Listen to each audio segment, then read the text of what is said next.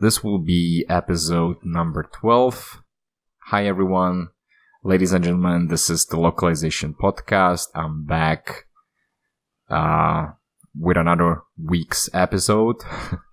There's some baby screaming in the background. So what did I want to say? See, I just started, but I immediately lost my thought. So this is the Localization Podcast. This will be episode number 12. My name is Andrej Zito. If you are listening this on your favorite audio platform, hello. I would just like to remind you that I also do a recording of myself on a camera, and I post this content on my YouTube channel. By the way, my YouTube channel has just recently, I think 2 days ago, surpassed 50 hours of total watch time, so I'm very happy about it. Most of the time actually comes from one video, the Pareto rule, the 80-20 rule, where let's say 80% of your revenue comes from 20% of your projects or from your customers. So in my case, I think it's almost half or more than half of the watch time is from the first educational video that I made. That was about Toggle and how to track your time and why I think it's important to track every minute of your life, especially if you have goals in your life and you want to, and you still feel that you don't have enough time, because I think that like most of us actually have time, but we are not putting the time towards what really matters to us. So that was just a little bit of promotion. Second thing that I want to announce is, I think I mentioned this in the last episode, that we are going to surpass, which is another small milestone for me as a content creator, and that is related to this podcast, the one that you're just listening, and we have already more than 100 total plays. It's spread across 11 episodes, so I don't think it's like that much. But it was funny because last week I actually received 2 random positive feedbacks about the podcast, that people were listening and they were either enjoying it, they had fun with it, or they actually got some value out of it. So, really thank you for that. It kind of like boosts my motivation a little bit when I get these feedbacks. I would also wouldn't mind getting a negative feedback, I think, because I need to get more used to reacting to negative stuff. So again, this is something that I've been recently hearing from Gary Vee. For those of you that are listening frequently, you know that he's like the main guy that I watch on YouTube, and I consume his content most of the time. It's his content. And so he always says that the reason why he's so resistant to negative comments is that he also doesn't get too high on positive comments. So I think that's also one of my issues in life and in career, is that I sometimes like focus too much like on the wins and the successes and the accomplishments that I did in life, instead of just, focusing on the next task. I sometimes I like to, is it dwelling on the past? I use this word a lot when I did the Power of Now book review. So I kind of live from the past successes sometimes. I like to remember them. And I think that maybe because of that I really like to be in that position, when I'm celebrated or celebrated. Yeah, let's stick to that. That's also the reason why I also don't deal with negative feedback that much. So I think I should need to get some practice. What else is there to say? So the last episode, as I mentioned, I'm not sure if I mentioned it in the podcast, but I definitely said it on LinkedIn that I think it was probably the weakest episode that I ever did, because I was just pretty much reading the stuff and I didn't have much to say about it. So this episode this one will be, I think, very, very good. There's like a lot of content, really a lot of content. And so I did my usual, actually, now that I think about it, I haven't even checked Slater yet. So I was doing, I was browsing through Twitter. I usually start with Twitter with the localization hashtag. And I found so many good articles that I didn't even go to LinkedIn today. So today I was finishing the preparation. I went through the final posts on Twitter. And because I already picked so many articles, I didn't really go into LinkedIn. And as I mentioned earlier, I even forgot to look at Slater. I think there was something else that I wanted to mention when it comes to the content. Yeah, so this one, I think this episode will be kind of like the earlier episode that I did. Like, we will be covering a lot of articles, and they are really, really interesting for me. Is there something else that I wanted to do? Yeah. So I don't know why, but when I was preparing, just a few minutes before I hit the record button, and that's another thing that I need to mention as well, is that when I was doing preparation previously for the previous episodes, I used to either copy the whole article into OneNote, and then I just removed the paragraphs which I thought were not interesting, or I just wanted to, shorten the article, or I just straight read everything from the website, or I used to take some bullet points previously when I was doing the preparation, and I would just kind of try to narrate the article in my own words completely. So what I did this time was that I downloaded a Chrome plugin, which is used to highlight text on websites. So now I don't have to copy it into OneNote, and I can just straight highlight it on the website directly as I'm reading the text. And if I find something interesting, I just highlight it and it's there. So for those of you who are listening, for those of you who are watching the video, hello, yes. So you will see this very soon. For those of you who are listening, don't bother at all. You just get the important content. Another thing that I wanted to mention is my current state. So I think 2 days ago, I was kind of feeling sore throat a little bit. I was also a bit lazy because I was back from my official vacation, 2 weeks. So I had to start working on my regular duties for Global Me. And the integration was very, very slow. I was really struggling, so I had to catch up even yesterday on Saturday. I was doing some work, finishing some wrap up. And so then after I finished, I was I have only 1 week left here in Manila. So I wanted to go out. So I went out, I was drinking, and I came back home at 4 a.m. And I think I woke up maybe 6:30 or 7. And then I couldn't fall asleep again because I was just chatting, and I was just, doing the dating scene that's very rich here in the Philippines. So yeah, I didn't sleep much at all. I don't feel actually tipsy at all. So I lack sleep. But the good thing is that after I finally got up, I think I was on mobile phone from 7 until maybe 11. So then I finally did some light breakfast. I took some medicine, because I still feel that I'm not 100% fit. And then I just went straight into the podcast preparation. And after I finished, I just brushed my teeth and I set up everything and I just started recording. So I'm very happy that the usual thing that I think I mentioned a couple of times is, I try to delay when I press the record button because I feel I'm not fully prepared and stuff like that. So this time it didn't happen. And I think it should be like this with everything, you just go and do stuff.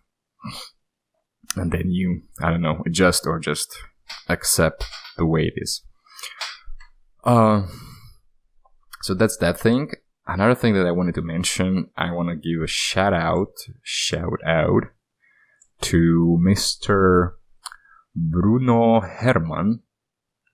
I found this guy on Twitter.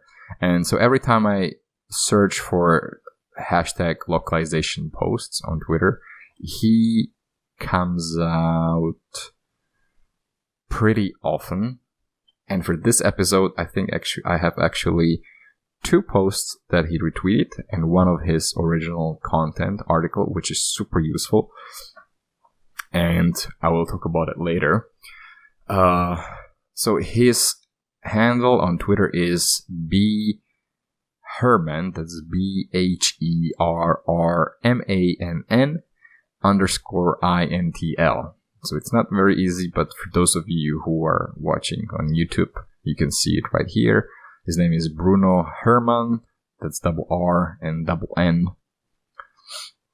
And his quick introduction on Twitter is hashtag digital globalization. Digital is global by nature, not by default. No great local experience without global excellence. My job, goal, and passion. My views. So I don't know what he actually does. Let me check his LinkedIn. If he's has his own company or what. Probably, I would assume so. Opening LinkedIn. So yeah, so he's in Belgium. We actually have 11 mutual connections. I'm just going to connect with him right now. And where? I see. Okay. So he is not actually like a CEO of like some LSP or something. He actually works in eContent magazine.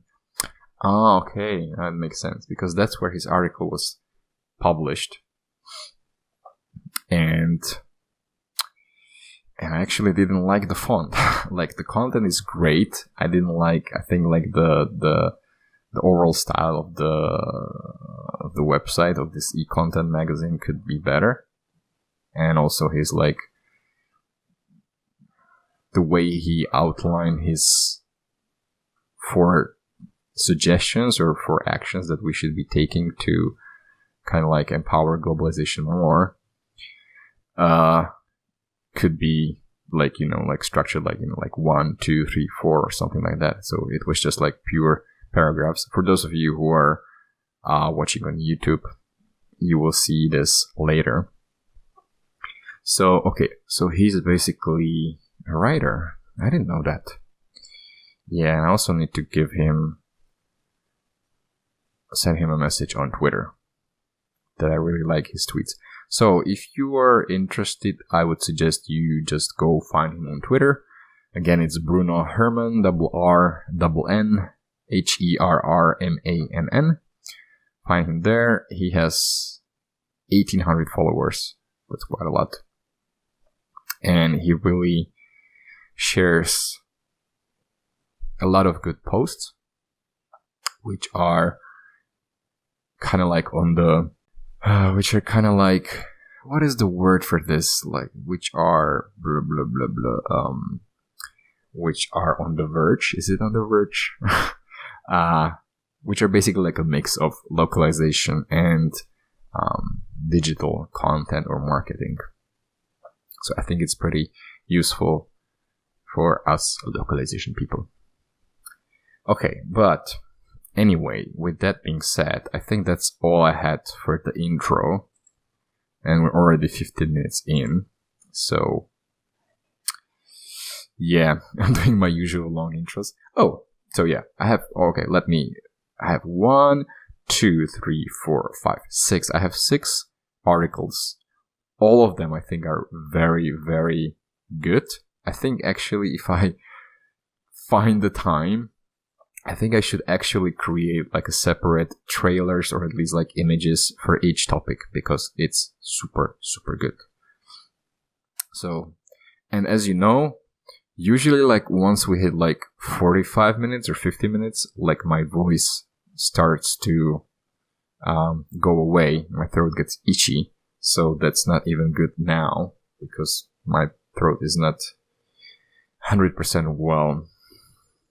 Anyway, so I have a lot of water prepared here, so I'll be drinking throughout. And with that all being said, please let's just get into it. I'm trying to figure out like which thing I should put as first. But there are so many things here.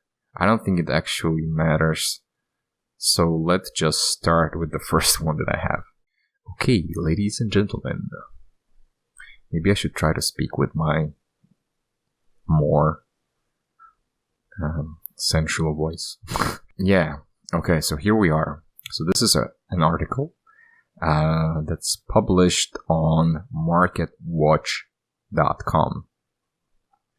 And it's entitled The New Technology That Could Turn Small Businesses into International Companies. And this article is purely about machine translation. As I was reading it, I think this is kind of like basic introduction and overview of what machine translation brings to the table, how some of the big players are using it, how it is changing our world.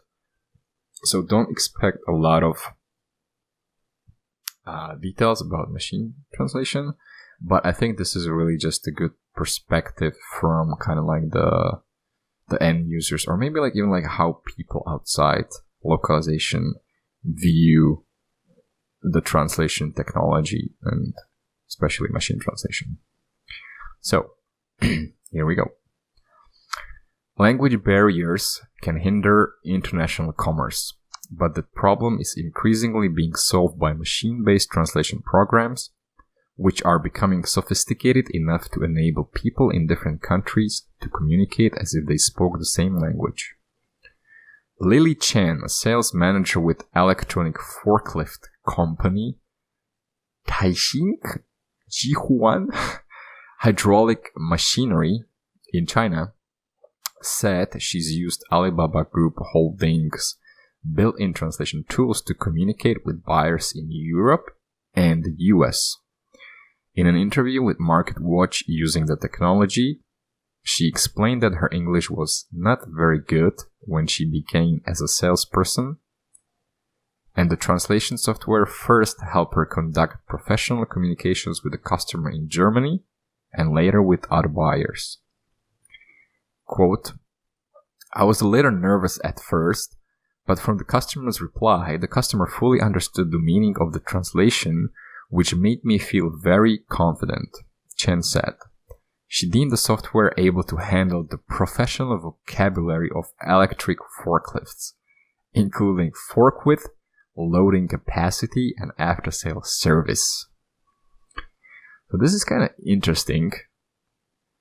I don't know, like, if the translation tools that Alibaba has are kind of like available to public, kind of like the Microsoft's MT or Google's MT, or if it's just like available only within their platforms. And I think it's mentioned below in the article, and I'll say this later, that it's within their platforms. I'm not sure if it's available outside their platforms. But the thing that is surprising is that it really understood like this kind of like, how we call this, like heavy machinery terminology, or having like this like very industry specific words, and people could actually understand it. They could understand the machine translated output, and it could even lead to sales in Europe and US from a Chinese person who has not a very good English. So I don't know how they did it. But yeah, I'm wondering like if the other tools would also be able to deliver the machine translation on such a level. Anyway, let's continue. So the next chapter or something, the next section is about e-commerce's international expansion. And we're still on the same article about machine translation, by the way. One big opportunity exists in e-commerce, where the giants of online shopping are already beginning to incorporate translation technology into their businesses. And here we have an example of eBay. And they're using machine translation, not surprisingly. The result is a system that enables shoppers to make search queries in their preferred language and receive translated product listings while also taking into account context of a customer's request. Machine translation has to be smart enough to adjust its behavior based on whether someone is looking for a Galaxy Note 10 smartphone or a Galaxy print sweatshirt. For example, since the branded product doesn't need to be rendered into a different language. eBay's push for machine translation has helped the company increase Latin American exports by nearly 20%. It is funny that they mentioned that the branded product doesn't need to be kind of like translated into different language. Because when I was talking to Adam from Modelfront, he was actually the first person who kind of like reached out to me based on what I was doing on social media. And so we were discussing machine translation, and he pointed in one of his presentations, like maybe the presentation is not valid anymore. One of the presentations, like when it comes to benefits of Modelfront, they were pointing to not eBay, but I think it was Amazon, where the machine translation used by Amazon translated the product name. So I'm wondering if the machine translation used by eBay, and in this example, if it's I'm wondering if the product name, so Galaxy Note 10, would be left in English because it's a widely known term, or if the engine is simply smart that they could somehow detect what is a product name. Anyway, that's the only thought that came to my mind. Okay, let's continue. Machine translation versus a human translation. In order to be accessible in the places where 90% of the world's online spending happens, businesses must offer support on their sites for the 15 most economically beneficial languages, according to Donald De Palma from CSA Research. Just 4 years ago, they would have only needed to feature 11 languages. To reach even more spenders, 99% of the online marketplace today requires support for 56 languages. So that was a little peek into reach, and I think when I was reading this, to me it was like, okay, like let's say you can reach 99% of the online marketplace, and I think I was trying to make a point that maybe like going really wide and like really trying to capturing like they say like 99% of the online marketplace, which you can do if you support 56 languages, which is quite a lot. Maybe this wide reach is really needed only for like the big giants like Amazon, eBay. I don't even know like if they have that many languages. But like if you are like a small e-commerce site, yeah, that's what I wanted to say. If you're like a small e-commerce site and you have like a very targeted product, maybe you don't need to look at like I want to reach 90% of the world's online marketplace, or even 99%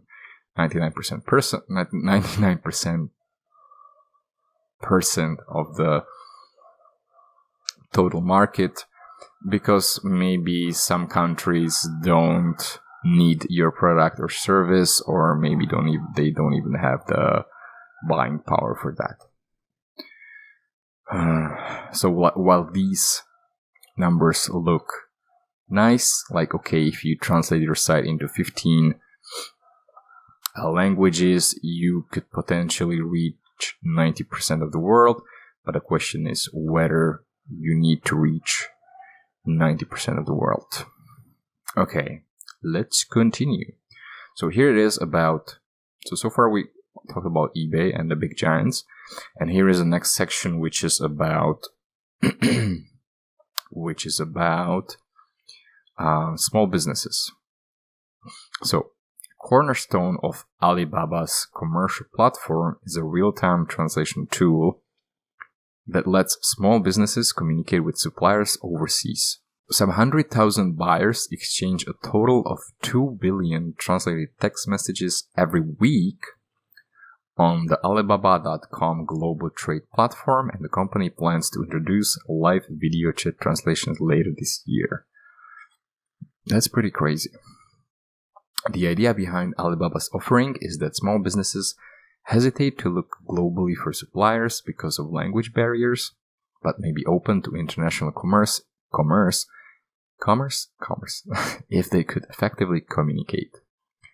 Translation technology lets companies operate like multinational companies, but do so from wherever it is they do business, said John Kaplan, Alibaba's head of North American B2B operations.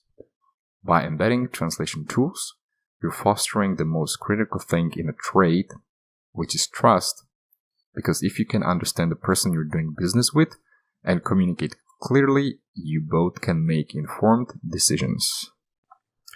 As I was saying earlier, I think it looks like their translation tool is only available within Alibaba's commercial platform. I have no idea how it looks like. And I didn't know that actually the retailers in China use that platform to communicate with suppliers overseas. So it looks like the platform is not only for selling to the customers, but it's also maybe to cover the whole supply chain. I have no idea. And what else? Let's continue. So that was about e-commerce. Next we talk about some other areas of the application of machine translation. This one is about Microsoft. So Microsoft is also building Translator, that's a product, into its core offerings, such that speakers can give a PowerPoint presentation at a conference and allow those in the room who speak other languages to follow along with written translations on their own devices. The technology opens up the content of a presentation to people who ordinarily wouldn't have been able to understand it. Airbnb automatically translates communications between guests and hosts prior to arrival. So recent college graduate Julia Peña was surprised to get to her rental outside Los Angeles only to discover that her host didn't speak any English. While Julia was there, however, the host made use of a conversation function on Google Translate to ask Peña about her day and even offered to make her breakfast before a big job interview. So Google Translate, we know all pretty well. That's one of our biggest enemies that we try to fight when our customers think that using Google Translate is the right thing because it doesn't cost much money. And Airbnb, I think I was mentioning this in some of the earlier episodes. And we will also have a separate article for Airbnb, which is very good. Okay, let's continue. In general, online habits tend to lead offline habits, according to Brynjulfsson. So the future of machine translation promises more physical world applications for the technology. Microsoft's Menezes, that's a person, believes machine translation is near a point where it will be indistinguishable from human translation. He said the company's research product, a more academic version of its translation system, is already at parity with output from human translators. Microsoft is working to scale that research technology so that it's suitable for consumer and business use cases. So this is something very interesting because I think it was the first episode, or maybe the second one, where I think it was from the father of Trados, who was saying that NMT is coming and it will be soon on par with the quality of human translators. Then I think I was reading like a lot of articles which were saying quite the opposite, that like NMT is still far away from reaching that quality. And now here we have someone from Microsoft claiming that they already have some academic version of a translation system that is already at parity with the output from human translators. So we'll see. I guess it's not a happy news for our dear translator friends. And that's the article. That's the end of the first article. Yes, I'm very happy we covered the first article. Moving on to the second article, when my Chrome computer allows it. This one is about KonMari Media. Why localization is important for new markets. This is a lady, which is called Marie Kondo. I think I heard her name a few times. I think I heard it on Tim Ferriss's show. That's the name of his podcast.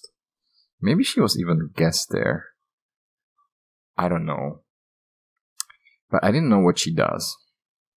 And this is a very, very good article about which I think I call this like the next level of localization, where it is really just like adjusting how your product is made, or like what are the ingredients, like what is the package. It's really not just like, the typical localization that we say, which is like, I don't know, translation, and we're adapting it to local, but we don't usually tinker with the actual product. And this is actually about localizing a personality or a character. So this is super, super interesting. So I'm very happy to be sharing this with you, even though I don't know anything about this lady. But it actually kind of interests me. I had Netflix at my previous Airbnb here in the Philippines. Right now, I live in a much more simple place with no Netflix. But I guess I could find it somewhere on internet. Well, I could stream it on internet. Anyway, Marie Kondo, for those of you that don't know, just like me, is a Japanese tithing expert, best-selling author, the star of her own Netflix show, and the founder of KonMari Media Incorporated.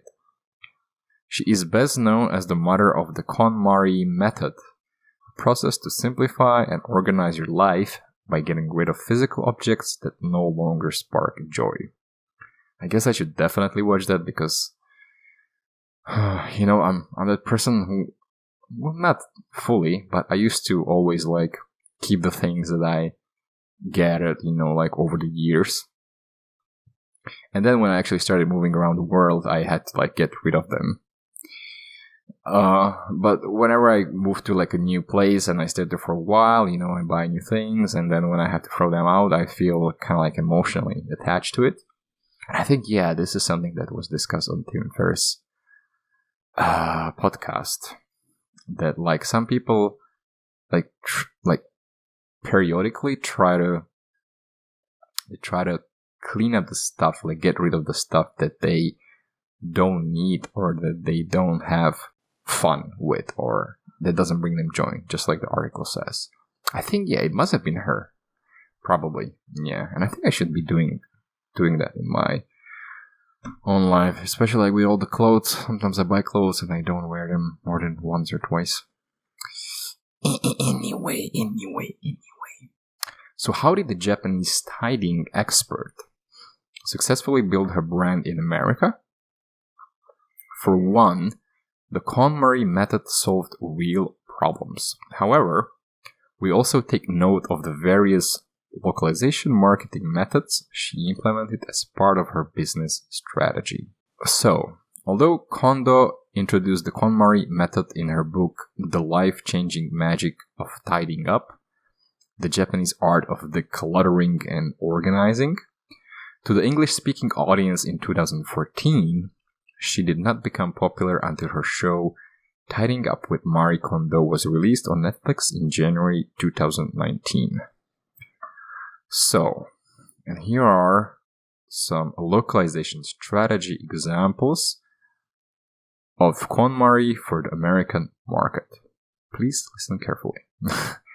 Number 1, changing the marketing message to cater to American needs. Understanding why users need your product or service is crucial to how you approach potential users. We can see this in the way the KonMari method is advertised in Japan and America. Generally, the KonMari method helps users in America and Japan the same way. Users are encouraged to only keep the things that spark joy and are taught how to organize the things kept in a way that saves space efficiently. The KonMari method is perfect for Japanese users who live in small houses and struggle with a limited amount of space. However, an issue as simple as not having enough space is not necessarily a problem in America. So instead of advertising the KonMari method for small spaces in American homes, KonMari is advertised as decluttering and organizing an overflowing amount of objects in a person's home or for adopting a more minimalist lifestyle. By changing her marketing message, she's able to sell the same service to a different audience based on audience's lifestyle, needs, and problems. Yep. This is a great example of, I wouldn't even call this transcreation. This is not transcreation. Well, technically, maybe. But this is really like the next level. Yeah. I don't know what to say because, this is like very, very smart. So I'll just shut up and go to the next point. Number 2, appealing to the American audience by embracing Japanese culture. Kondo embraces Japanese culture when localizing her brand for the American market. In Japan, Kondo does not need to put an emphasis on Japanese culture. However, for those who aren't familiar with Japanese culture, the Japanese customs found in the KonMari method may be interesting because it is foreign and new to them. On Kondo's Netflix show, she puts a strong emphasis on the philosophy of Zen, which means meditation in Japanese, and is also known to be a state of calm attentiveness guided by meditation. Zen Buddhism practices are actually seen as unique points of the KonMari method. This aspect is not strongly emphasized in KonMari media in Japan, probably because they're familiar with it, and it's not so foreign and exotic and interesting for them as it is for American people. As you can see below, the covers of Marie Kondo's book look very different depending on where you buy the book. So if you're listening, unfortunately, what I can do for you is just continue reading. And I think it describes. So the left is the Japanese version of the book. As you can see, the cover shows a witch on a broom, which in Japan is associated with cleaning, along with sharing a great deal of information at the bottom of the book. Yeah, so the cover, for those of you who are listening, it really looks Asian. There's like really a lot of text.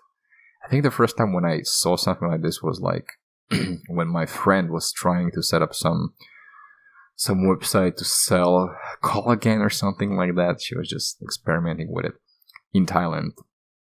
And when I look at her website, I was like, oh my gosh, like what is this fucking crap? Like everything was flashing. It really looks like the website like from early 90s. And she actually told me that that's the style of Thai websites, So now that I'm looking at this book cover, I can actually kind of see that my friend was actually right. That not everybody probably likes the clean style of the websites that we have with all the Silicon Valley startups. And so that was the Japanese version with the witch. And on the right side is the English version of the book. One of the first things we notice is that the cover of the American book doesn't have a witch on it. In America, witches tend to be tied to negative thoughts, ideas, and customs. Another thing we notice is the colors of the book. The colors are very light, calming, clear, and fresh. Kind of like how a person would feel after cleaning and organizing a room. So yeah, when I look at the right side, which is the US cover, it's really much simpler. It looks clean. And yeah, and it says that it's an international bestseller.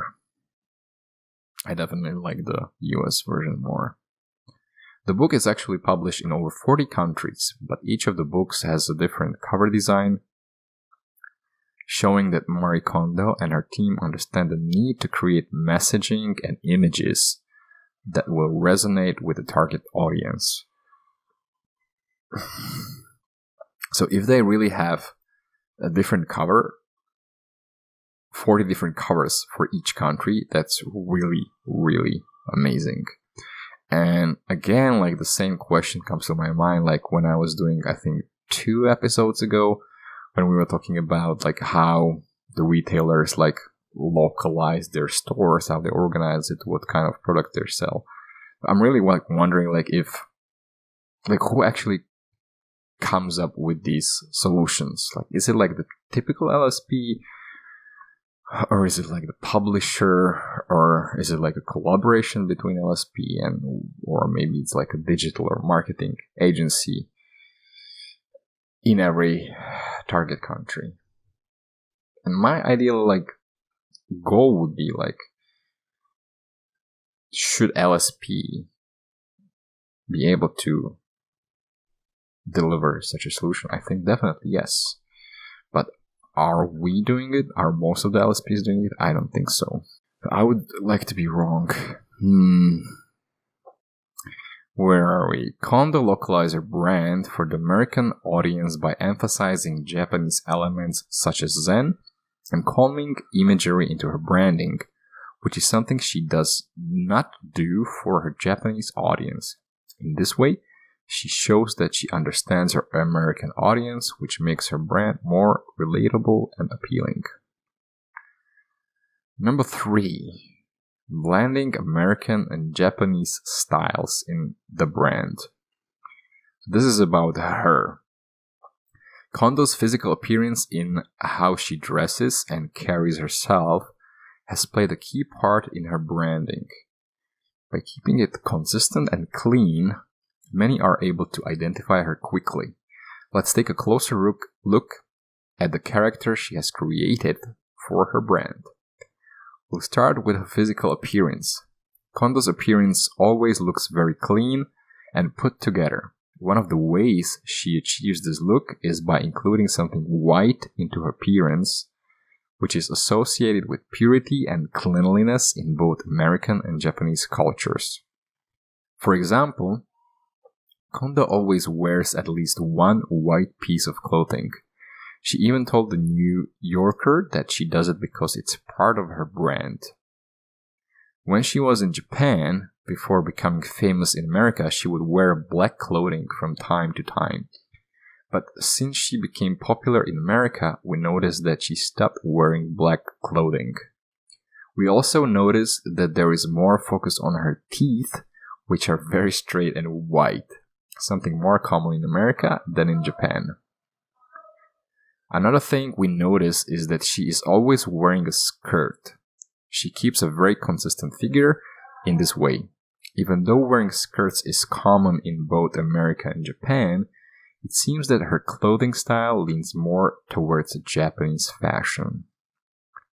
As for her hair, she purposely maintains long black hair and bangs instead of coloring or highlighting her hair, like many Asian Americans, to make herself look more distinguishable. This is also a stereotypical hairstyle for Japanese women. In some cases, there are people shouting in the background. I'm not sure if Audacity is picking up. Looks like Audacity is fine, so hopefully you didn't hear much. This is also a stereotypical hairstyle for Japanese women. In some cases, when a person sees black hair, bangs, and white clothing, they may associate a topic or image as something to do with Marie Kondo. An interesting thing that we notice is Kondo's makeup, which emphasizes her character and Asian-like beauty. Prior to her fame in America, Kondo did not wear much makeup. However, we noticed that she wore false eyelashes and eyeliner for her Netflix show, which is a more common look in America. Watching the show, we assume that adding makeup to her eyes helps her look more confident and mature. Looking at the image below, we see Kondo when she was a consultant in Japan and Kondo in one of the episodes of her show. In the picture on the left, she isn't wearing much makeup and looks very young, while on the right, she looks more mature. Perhaps the makeup helps her look more serious, authoritative, and mature. So I'm looking at the pictures right now, and I'm not sure if it's like totally related to like her being in Japan versus being in America, because like the picture on the left definitely looks she's way younger. And like even the article says that was like when she was like a consultant, which was like way back before. And, and it's like, I don't think it's like that odd that like young women don't use makeup, and maybe like once they get older and want to have more professional look, they start wearing makeup. But yeah, she definitely looks much better on the right picture, which is kind of like the US version of her.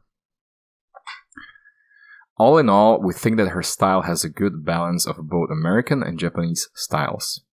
Furthermore, when looking at the character she portrays in the media, Kondo is seen to have both cute and goofy behavior.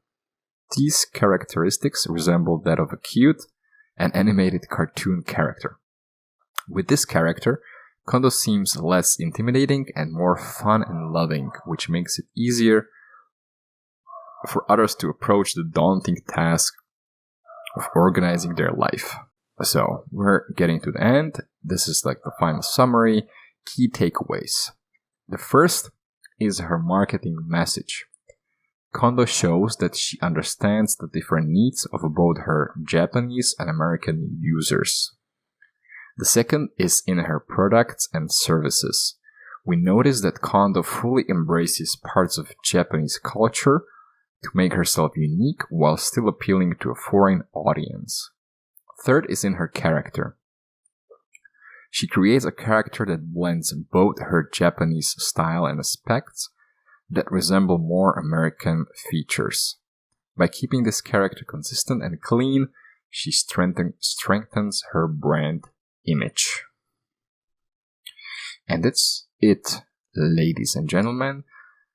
That's the article number 2, and we are nearing 1 hour. And let's get into article number 3. So number 3 is from Mr. Bruno Hermann, who I mentioned at the beginning of this episode. So this is his original article that was published on econtentmag.com on September 18, 2019. And he basically talks about elevating and promoting globalization within corporations and how we should try to move it from the image of being just like a cost-driven center, like you have to pay for it, but people don't see the returns on localization, or they don't associate it directly with what we typically do. So yeah. Well, I'll get to it, and then I'll probably say a few things. So he establishes this term globalizers, which are basically people who put a mindset of globality in daily practice. In his experience, globalizers are people sharing an interest, a stake, or an objective in terms of global reach, local resonance, and personal satisfaction when it comes to delighting local customers. I think I would consider myself a globalizer. Okay. Although globalizers play a critical role in the digital age, a number of them feel tolerated, rather celebrated, or sometimes invisible in some parts of a global organization. Elevating globalization, in the broadest sense of the word, from being challenged as a cost driver to being recognized as a profit driver, takes a lot of effort and time. Here are a few elevators and actions. Widen your world and move away from what you consider as your area of expertise to embrace different aspects of global content and product leadership. On the one hand, it helps you grasp the big picture, totally. If you're an engineer or a linguist who clearly sees how his or her contribution plays out in product life cycles and customer journeys, you can not only enhance your current practices if needed, but also enrich your knowledge, competencies, and skills. This may be very useful when you have to negotiate trade-offs, do more work with less bandwidth, or do less work with more value. So this is a great point. This is kind of like a theory that maybe once I'll make a video about it, and then I'll make a series of where I just try to further explain my ideas, most of them which actually come from these podcasts. And the idea is really to have a distance from what you do, so that you don't just focus like on your day-to-day works. Like, for example, like if you're a translator, if you're an engineer, if you're a project manager, if you just focus on like your things, your day-to-day job, you're missing kind of like the big picture. You need to see how your work connects to everything. Like, you really need to think about localization as part of the whole process of creating a value for the end users of your customers if you're LSP. And where am I going with this? Yeah, because and also like you need to get distance from time to time. And by distance, I mean, so for example, like if you're a project manager and you always work on the same project because like you're part of a certain program and you have like great relationship with a customer, so things are working smoothly. So of course nobody wants to like change anything. But I think that because like things are working, that's actually like a big trap or like a risky thing. Because like if things are working, people usually don't have incentive to change things. And for example, if you are working on program A and then suddenly you're switched into program B, you could learn something from them, or you could see the things that they don't see as an issue because they're doing it every day and it's simply working. So that kind of ties to the big picture, I think. Having a bit of distance of what you do on a day-to-day basis, I think helps you get that big picture. I hope I'm recording. Yeah, we are. Okay, let's go to the next part. From the article, engage to increase your visibility. For example, user experience researchers and architects might not see the added value of collaborating closely with localization leads or translators, especially if they sit... Oh, there's a dog. Okay, the dog is gone. Especially if they sit in organizationally and geographically dispersed teams, fostering mutual support and increasing complementary strengths create more efficient synergies aiming at delighting customers with linguistically, culturally, and functionally relevant products. Global business is like a puzzle that requires a number of people to have the right pieces at the right time. Interacting with stakeholders beyond your team is paramount to collaborate at scale and to shape project teams moving and delivering in an agile fashion. So this is another great tip. My take here is, well, first thing that I want to mention, like when I was still working on the LSP side, when I was with Alpha and our client was Autodesk, I was always trying to kind of like create like this mindset that I don't do my work for the customers, who are basically like localization people or localization program managers in my case at your client at Autodesk, but we are working together with them to satisfy the end user. And the second thing that comes to my mind, which is more, I think, relevant to what Bruno mentioned here in this paragraph, is I know that I was talking a lot about marketing, experimenting, and like trying to do A/B testing, seeing which translation actually works based on the feedback from the market or the conversions, instead of just judging the quality based on a few people's opinions. But yeah, I definitely feel like we should always try to move from being just like a team that just gets requests, and then it's like a black box for the customers, then we just deliver the files, and then it's case closed. And I don't think like having like regular, like, I don't know, stupid meetings, like weekly sync-ups, like, hey, this is the status, this is what I'm doing. I don't think that's where you want to go. That's like the traditional like reporting. You really want to collaborate more, which I think is what Bruno is also saying. Okay, moving on. Evangelize. I don't know how to read this. Evangelize to your organization about globalization standards, best practices, and imperatives to fertilize the understanding of localization pain and gain with frequent communications, presentations, and invitations. In addition to scheduled project meetings and business reviews, you should plan training sessions to explain what you and your team do in plain language and highlight your contribution to global and local growth. Share operational metrics that cover the amount of work that has been done together with time and cost effectiveness indicators.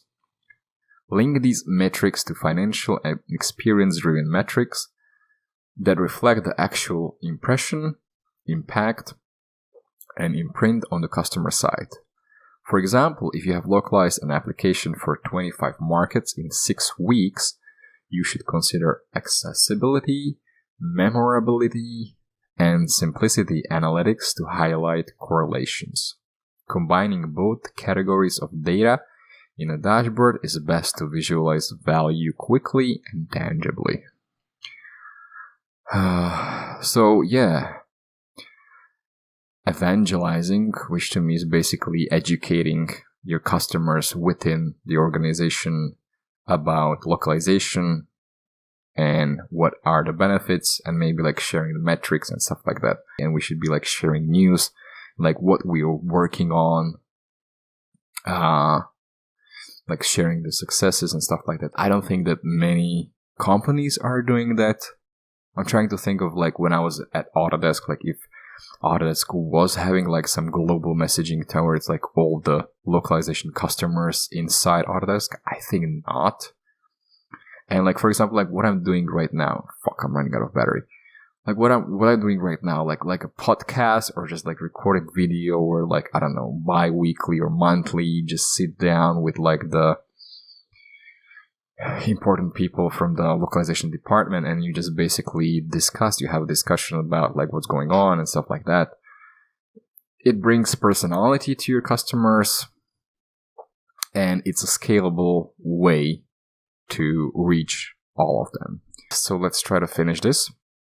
Your coworkers and business partners are also likely to appreciate informal meetings where they can discuss, learn, and take away information at their pace.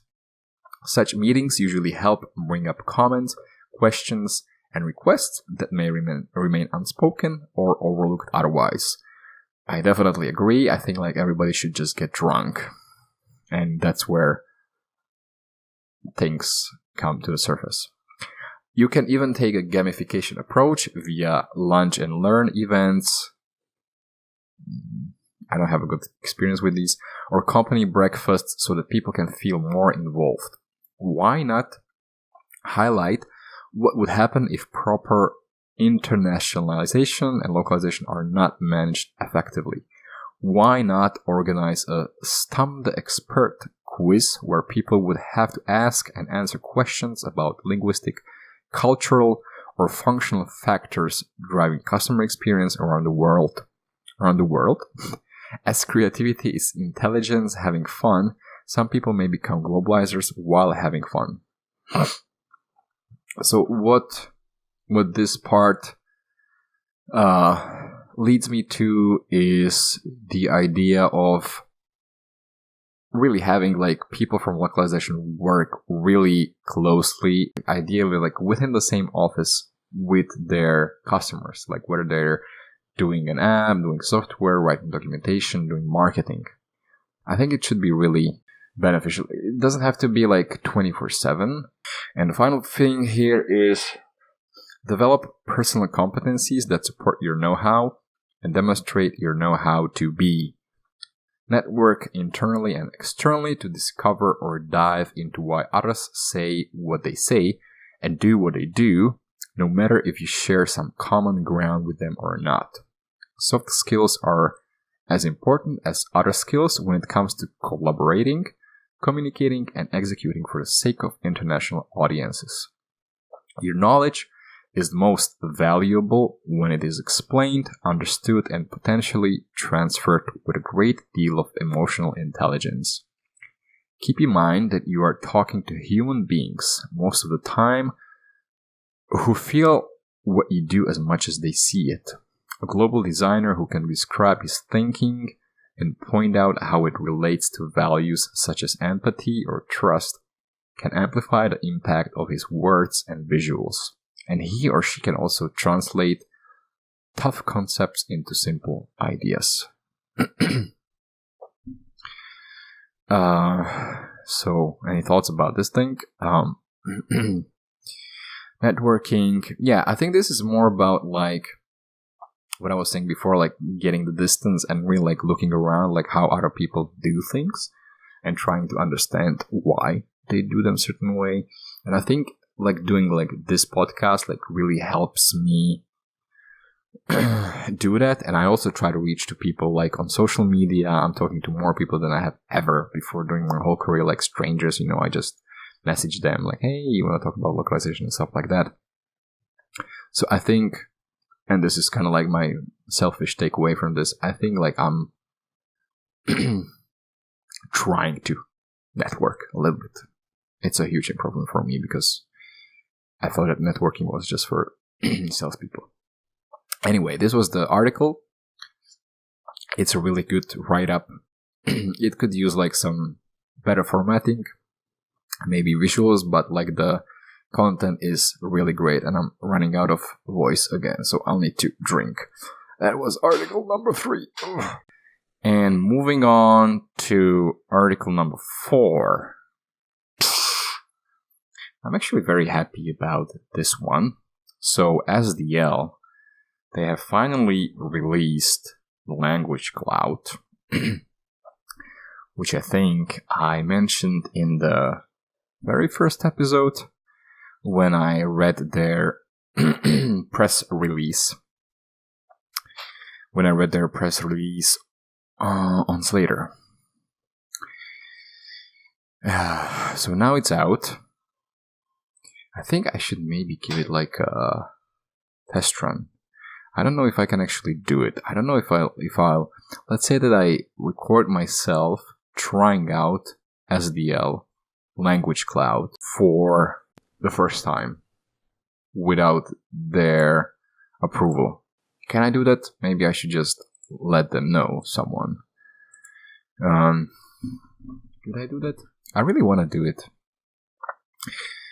And actually I have a plan to kind of like cover most of the tools that are on the market. Maybe even with my colleagues, with my engineering colleagues. Anyway, let's get to it. So this is an article, this is a blog article from SDL, which basically announces that SDL Language Cloud is now available. So let's see what it does. First previewed in June 2019 to great anticipation from the language industry, we're pleased to announce the general release of our innovative SDL Language Cloud solution this week.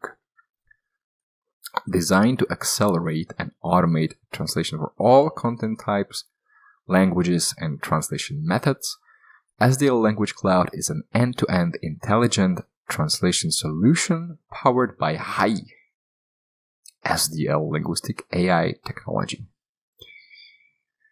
By listening for many years to our customers, we built a solution that considers their struggles with translation technology and solves their challenges.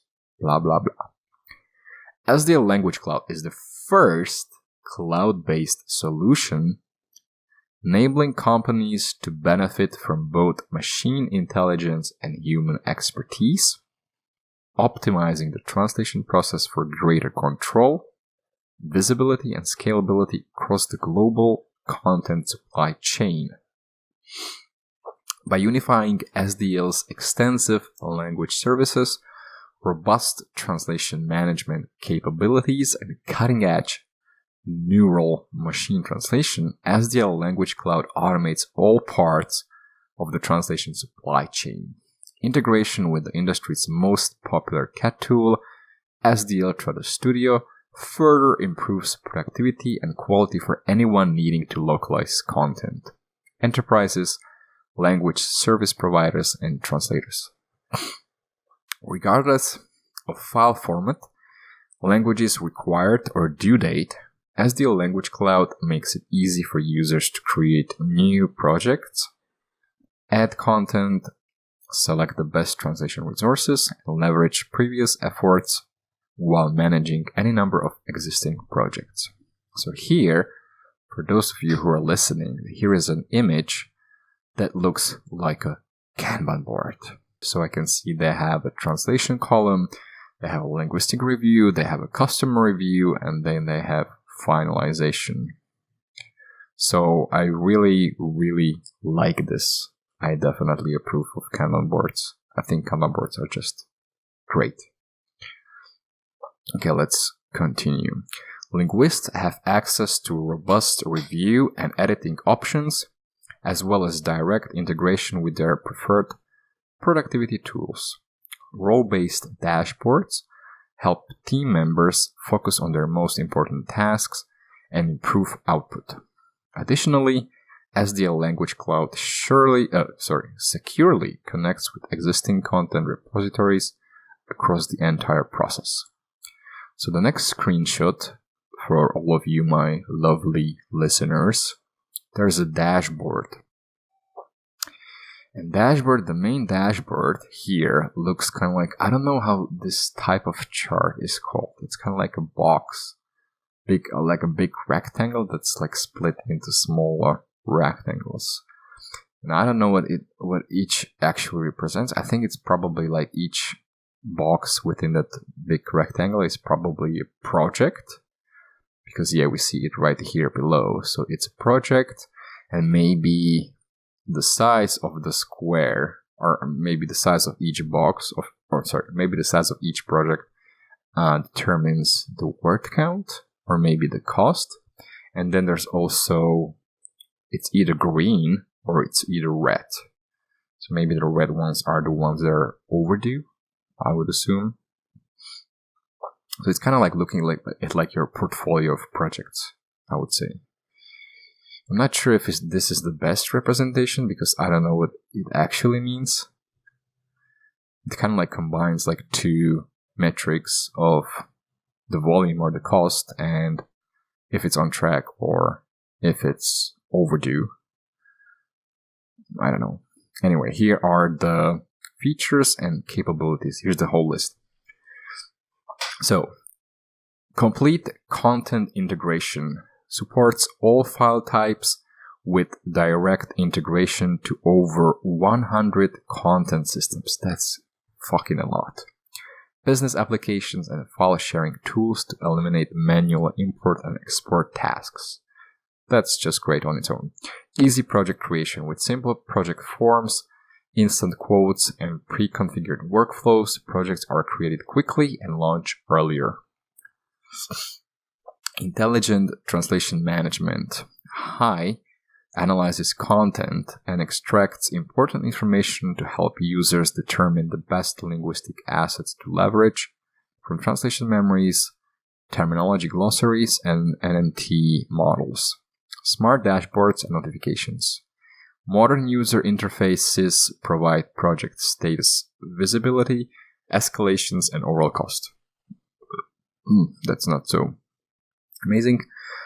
Embedded language services. Our in-house linguists and independent translators are easily accessible for direct linguistic support. But what if you're like LSP with your own team? Would that still be available? I don't know.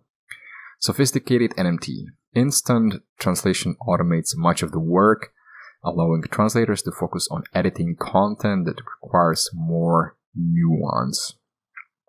Built-in translator productivity with 100% SDL Trados Studio compatibility. Translators can use the working environment they already know and prefer. Enterprise scalability, performance to support any volume of content. Enterprise-grade security, provide security and data protection standards for complete peace of mind. Okay, here's the final part. Organizations today must continuously translate all content to all markets to meet global customer demands. SDL Language Cloud is a must-have solution for any company wanting to transform their content supply chain to an intelligent, continuous, data-driven one. Okay, so the marketing message is pretty good. This was it says that this was published by Andrew Thomas, who is actually a geek. And he blogs. Although like this whole thing looks a little bit more marketing written, like the style, but otherwise I really actually like it. You know, usually I'm like always trying to fight against the dominant powers, especially like someone like SDL.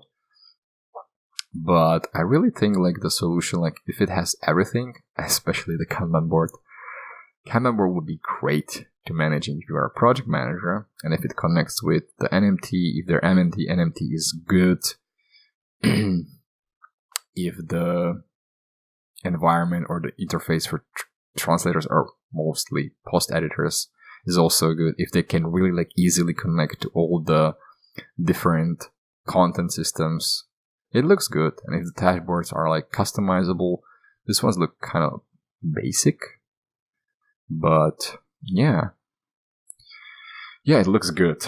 So the note that I took on my ever-growing backlog of tasks is that I want to do like a video where I just jump in to Language Cloud and see how it goes. Yeah, maybe I should. They have actually watch a demo or schedule a meeting with SDL experts. Please register for the event here. Maybe I should register for that. And maybe I could do like a react video, like where I would react to the demo. I think that would be interesting content. I'm not sure if they would actually allow it. Anyway, so I don't want to bore you with that. So I'll do that later. And that was the article number 4, I hope. Please tell me that it was number 4. Yeah, it was number 4. So I have 2 more. They might have to pee, but I'll survive. So here we go. Let me put in a marker. So here we go. How far are we? 1.5 hours. Pretty decent. I'll probably finish at 4 p.m. and I'll just go straight for eating. Anyway, here's number 5. So we're almost at the end. So this is a blog article from the favorite Moravia, which is where I started my career. I was really surprised that Moravia doesn't have that much content with the hashtag localization, with the localization hashtag. But when I check their Twitter, I think they actually post a lot more on their Twitter. They're just using the localization hashtag. So anyway, because I would actually expect a lot more content from Moravia, and it looks like they actually do it. Yeah, Moravia had always marketing that I liked. Anyway, here we go. 6 unexpected localization insights from Airbnb. We already talked about Airbnb before, but this is really also very, very, very interesting. So Airbnb's global expansion has uncovered somewhat eye-opening insights about the global travelers' language expectations and use, which in turn impact Airbnb's localization strategy. The company's trial and error with programs such as MT and machine learning have also led to surprises and adaptations in its localization approach. 6 surprises in particular caught our attention. So here we go. Number 1. Travelers aren't that different from country to country. People are far more similar globally than you might expect them to be. It doesn't matter if travelers are from China or Cuba or London. They all want the same authentic experiences. Travel expectations and wishes are a globally shared phenomenon, as Airbnb has said. They want to meet people, they want to connect, and they want to explore the world. They also have similar attitudes about how language is used when traveling. For example, tourists do not expect to have experiences in their own language when they go abroad. Number 2. The world is more multilingual than you think. In large parts of the world, many people are bilingual or trilingual. It's easy to underestimate how many people are reasonably fluent in more than one language, particularly across Europe and APAC. How does this manifest at Airbnb? The platform is now accessible in more than 30 languages, and many hosts can write their listings in more than one. This broadens their own sales potential without any help or additional cost. On the other hand, it's also easy to assume that all renters need translations. Some are happy to do business in English. Though they still may prefer translated content, not having it doesn't necessarily stop sale. Number 3. Users don't expect flawless language. Even if a seller lists properties or excursions in a second language, the customer doesn't expect the content to be perfect. They know their host in another country might not speak their language fully or at all. Airbnb's mission is about connecting people, and part of that magic is the endearing awkwardness of language barriers. Traveling means taking yourself a little bit out of your comfort zone and struggling with the language. Perhaps getting by with just a few words is part of the authentic experience. That language challenge is indeed part of the fun. Number 4. MT may or may not be useful. Airbnb has used machine translation to translate some of their content, such as user reviews, but with some unanticipated results. The team surmised, I don't know that word, that MT would be great for those who could not read the local language. Obviously, it helps you better understand the content, right? But one of their findings was that the user's experience with empty is not always better than reading a second language with little difficulty. Even though getting a translation is easy, an empty option is part of the interface, remember that some renters seem to not need that translation after all. People are using content as is, untranslated, and still succeeding at booking their stay.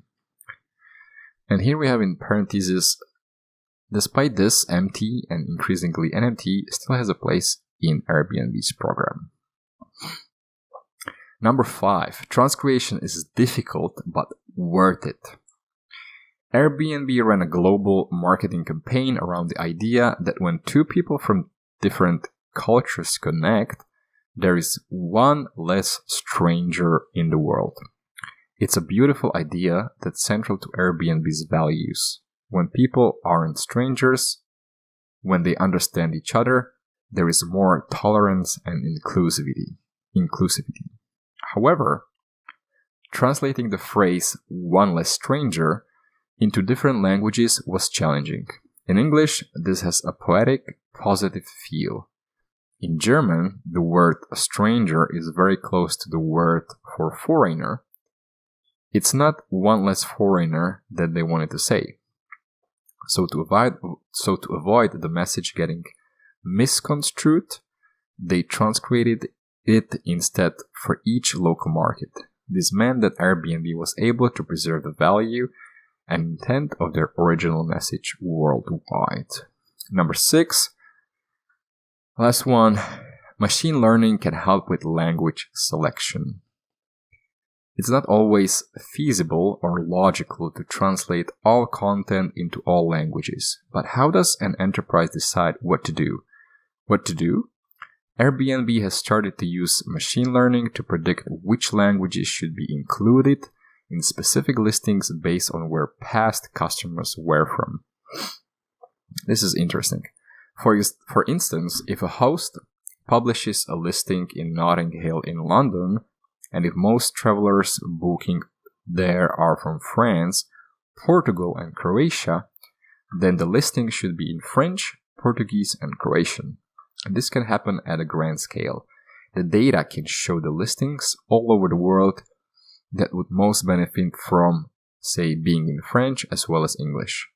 In this way, languages chosen will cater to most travelers to that area and save money by not translating into every language. So this is the final point, is kind of a good reminder to use the data.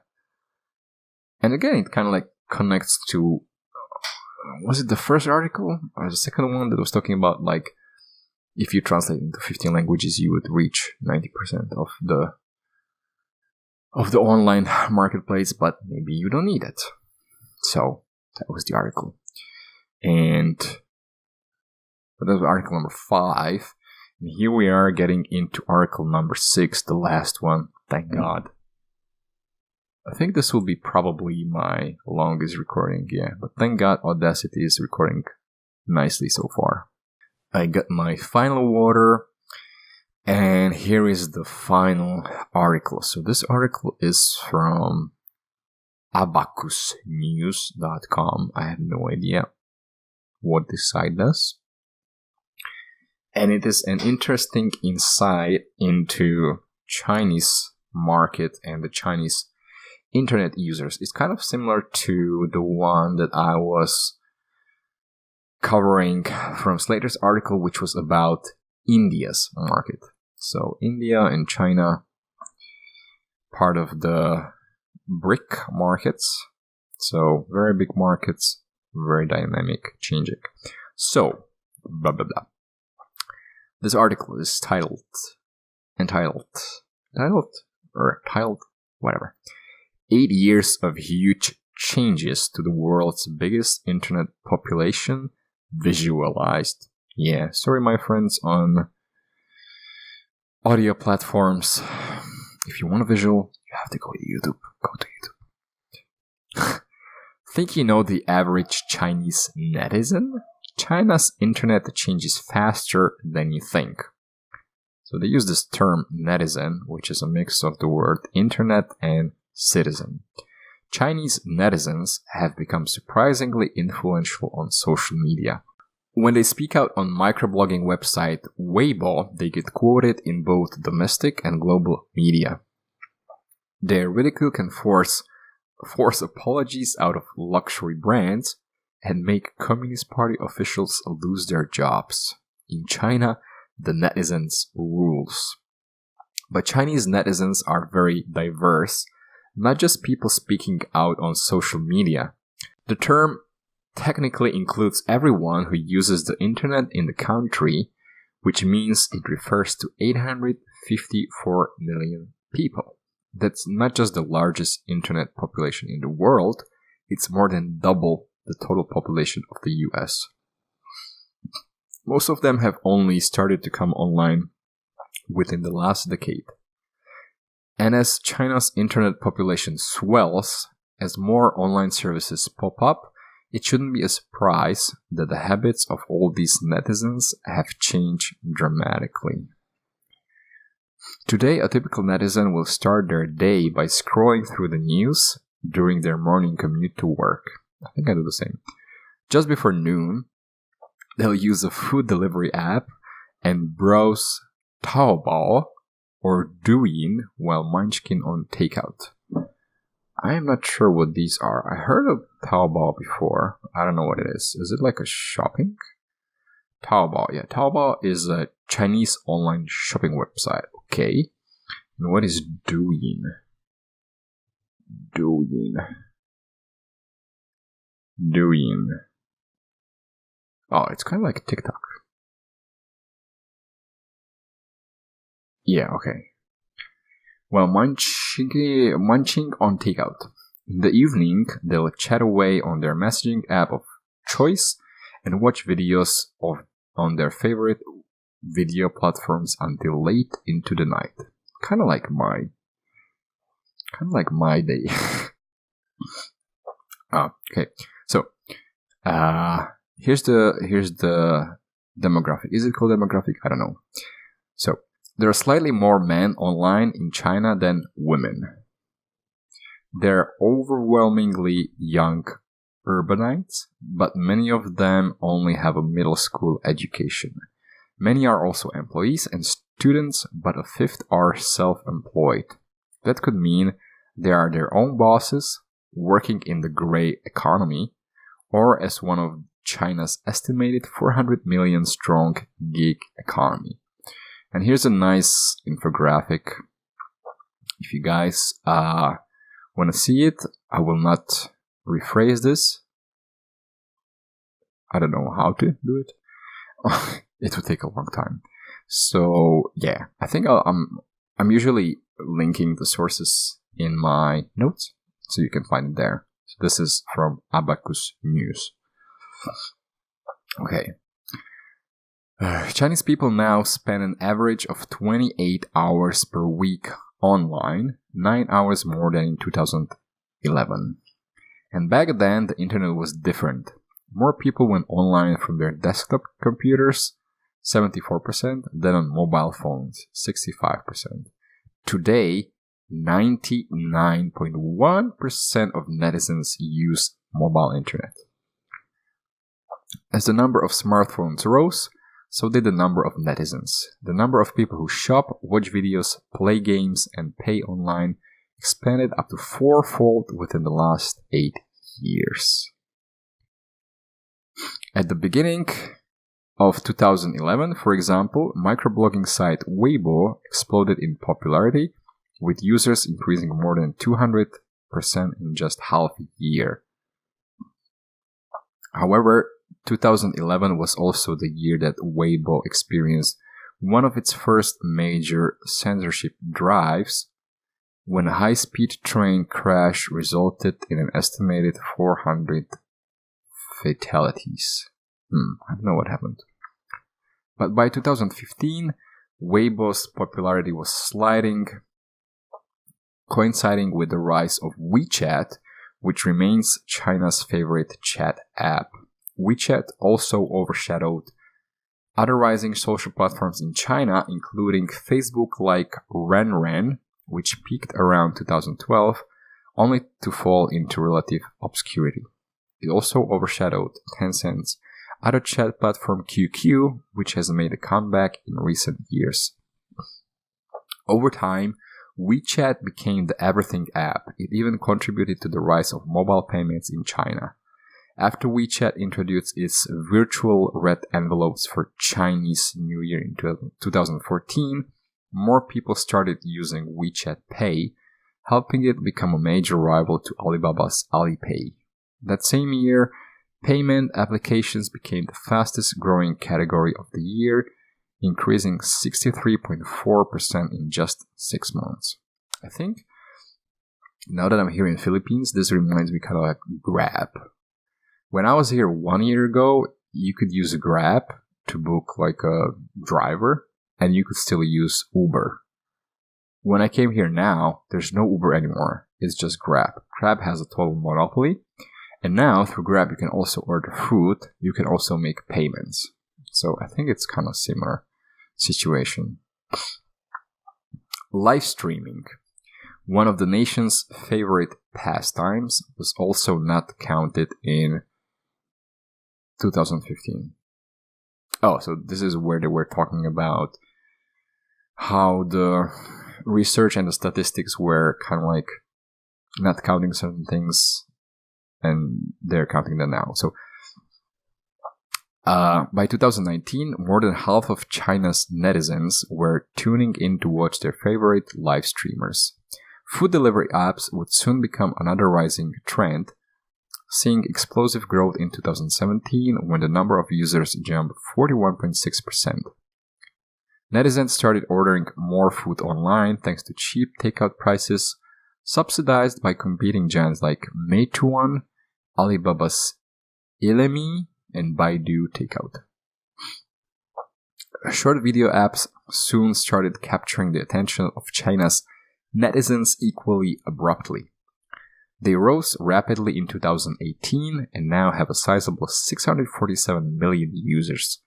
More than 75% of Chinese internet users are now using Kuaishou, or China's version of TikTok.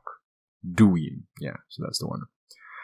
The digital lifestyle of the modern Chinese netizen was made possible by two important factors: rising speeds and falling costs. In the past 5 years, mobile internet speeds have increased 6-fold, while costs have dropped by more than 90%, according to the CNNIC reports. An average netizen today uses 7.2 gigabytes of mobile internet per month, which is about 20% higher than the global average. And that's the end of the article, ladies and gentlemen. My Audacity is still working well. My OBS is still recording, and it's 3:46 p.m. here. I think I had my breakfast around noon, so I think it's about the time. But I'm very happy about today's episodes. I didn't provide much commentary on the last two articles. I think they were kind of like a research.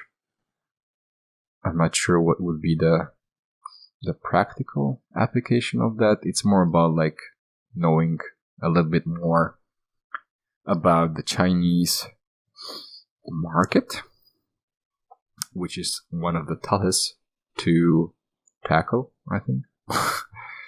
But anyway, I'll go eat. I'm super hungry. And thank you for listening. Thank you for watching if you are on YouTube. I hope you enjoyed this episode, which is going to be definitely the longest one. And I don't want to prolong the outro because I could extend it up to 2 hours. So let's just stick to 1 hour, 15 minutes. That's where I'm right now. And yeah, this was really fun for me. I really enjoyed this. I have few to-dos after this podcast that I want to kind of like apply. So please stay tuned. This was episode 12 of the Localization Podcast, and I will talk to you next week. Bye.